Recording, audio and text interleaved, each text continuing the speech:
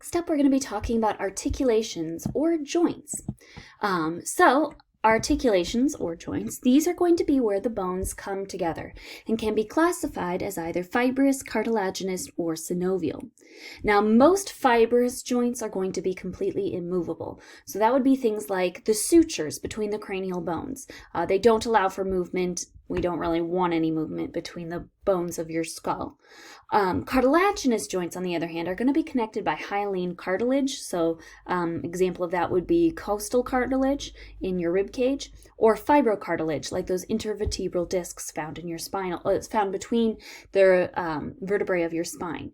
Now, these joints are going to be slightly movable. We do have a little bit of movement in our rib cage. We do have a little bit of movement in our spine, but we don't have a lot. As opposed to like synovial joints. Synovial joints are freely movable. These are going to be supported by ligaments that support and strengthen those joints. We're also going to find a joint capsule.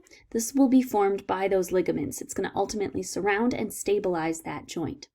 We'll also find at the end, or at the articulation point, synovial membranes, which is going to line the joint capsule and secrete a synovial fluid that's going to help lubricate that joint and prevent any damage or wear and tear.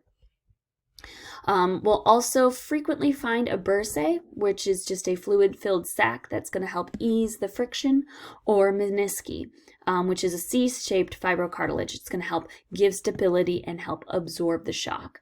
And so we'll take a look at the actual structure of a joint on our next slide. So here we have the articular cartilage, we have the bursae, and the meniscus, which is going to be that pad to help prevent shock between our cartilage and give us some of that smoothness to help prevent that friction. You'll see that on either side of the joint, it's going to be stabilized with ligaments to help hold everything in place. So there are a bunch of different types of synovial joints, and we'll go over a few of those, starting off with the ball and socket joint. Ball and socket joints allow movement in all planes. They even allow rotational movement. So you'll see this most frequently found, well, really specifically found in the hips and shoulders.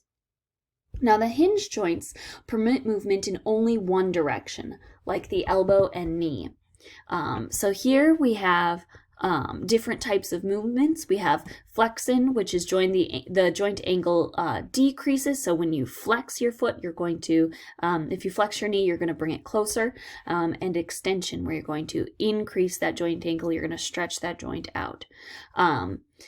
So all of this different types of movements are going to be allowed for by the synovial joint. So we have the flexion and extension, which we see in hinge movements. Adduction and abduction we're going to see in our ball and socket joints. Adduction is when we're moving the body parts towards the midline. So if your arm was raised and you're bringing it down, abduction is going to be moving it away from that midline, or raising your arm up, lifting your leg up. We also are able to rotate at our ball and socket joints. We're going to see supination, which is when you can rotate the hand outward, or pronation, when the hand faces the posterior or downward. You're going to rotate it sort of with the thumb coming inward towards your midline. Circumduction is when the body part moves so that a cone is shaped in an outline. So like this would be, I don't know if you remember, we used to do arm circles when we were in elementary school in gym class. So you would like rotate your arms around, kind of flap like a bird, make those arm circles. That's called circumduction. Inversion would be turning the sole of your foot inward. Eversion would be turning the sole of your foot outward. So these are just different movements that are all allowed for by those synovial joints.